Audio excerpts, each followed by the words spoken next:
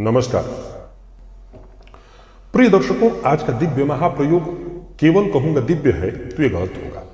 आज का दिव्य महाप्रयोग असल में ज्योतिष की महत्ता को बताता है कि ज्योतिष का निर्माण किया किस लिए गया था। सोचिए कि एक बालक की कुंडली को देखा जाए और देख करके अगर हम ये पता कर लें कि आगे चल करके इसके किस अंग से संबंधित इसको परेशानी या कौन सा रोग इसको होने वाला है, तो संभव है उससे संबंधित हम कुछ इलाज भी ढूंढें। ये ठीक है कि इस सृष्टि में जो घटना घटित होने वाली है उसे रोका नहीं जा सकता, लेकिन हम प्रयत्न तो अवश्य ही कर सकेंगे। आखिर उद्देश्य ज्योतिष का यही है। आज दिव्य महाप्रयोग में ऐसी ही जानकारी आपको देने वाला हूं। जो ज्योतिष प्रेमी है, जो बाकी के अन्य सबको आज इस जानकारी को केवल समझना ही नहीं वरन नोट भी करना चाहिए। प्रिय दर्शकों, अपनी जन्म कुंडली को खोलिए और यह देखिए कि आपकी जन्म कुंडली में किस राशि पापग्रह बैठे हुए हैं। आप अपने बच्चे की, अपने परिवार के किसी भी सदस्य की जन्म कुंडली को खोलिए और देखिए कि किस राशि में पापग्रह है, किस राशि में शुभ ग्रह है और किस राशि में कोई ग्रह तो नहीं है परंतु वो राशि पीड़ित है। और राशि कैसे पीड़ित होती है अभी मैं आपको बताता हूं।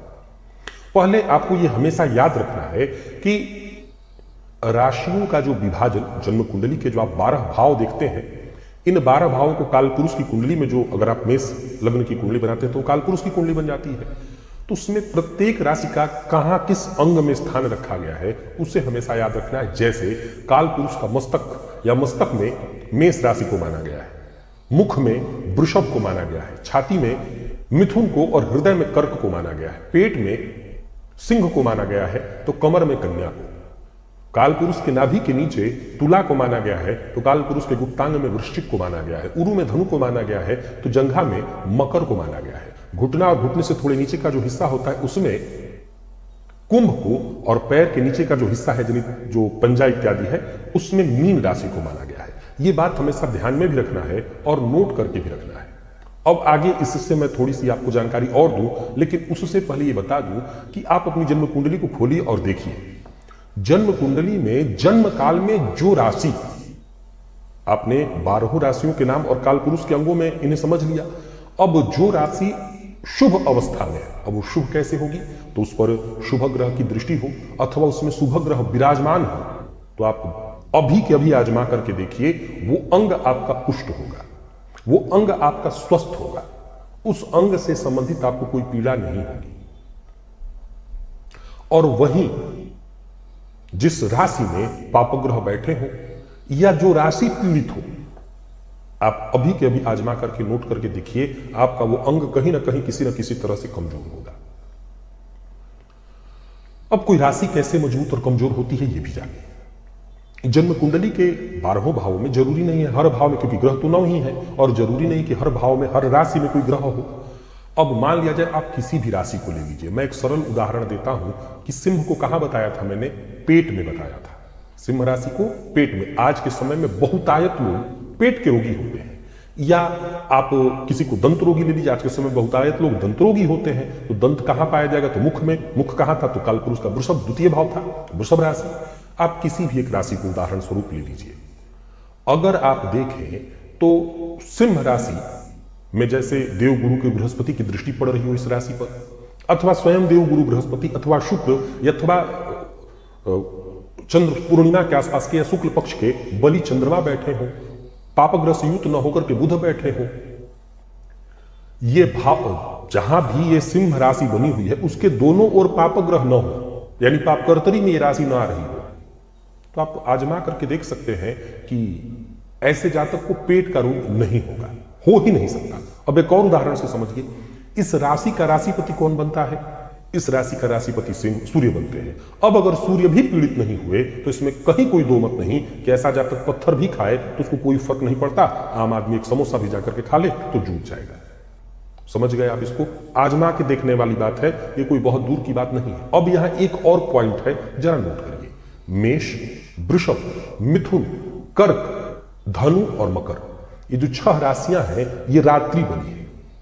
समझ रहे हैं, मेष, वृषभ, मिथुन, कर्क, धनु और मकर, ये राशियां रात्रि बनी है।